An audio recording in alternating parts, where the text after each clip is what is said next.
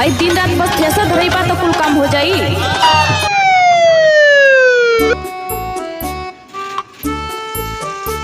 हाय दोस्तों, आप सभी को नमस्कार। सुबह हो चुकी है, मम्मी जी अपना घर का काम काज कर रही हैं। गोरू गुरुआरी हमारे पड़ोसी कक्का गेहूं मड़ाई एकदम तैयार। अरे तो थ्रेसर ना धरब ट्रैक्टरवा वाला भगा दे तो कहाँ से आई।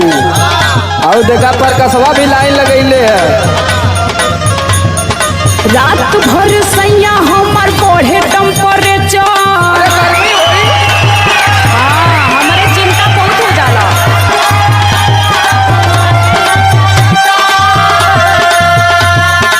कूलर में रहा, कूलर में। रात भर सैया हमर बढ़े टेम्परेचर। तू धरावेला थ्रेसर, तू धरावेला थ्रेसर।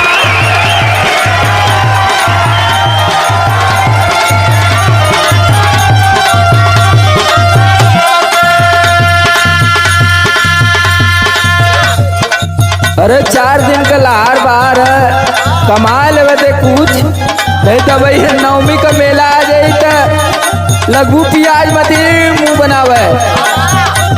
तब तो है कुल चीज चाहे लगी। दुनिया भर का दिमाग पलले ही। सुन सुनावा कैसे छनी पूरी रोज रोटियां बेलाई।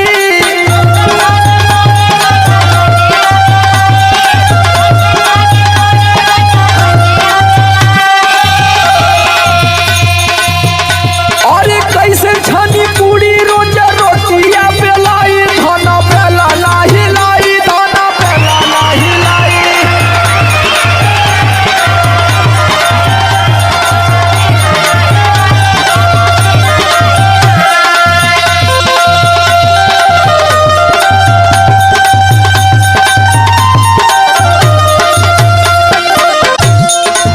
ए जी सुनो तनी।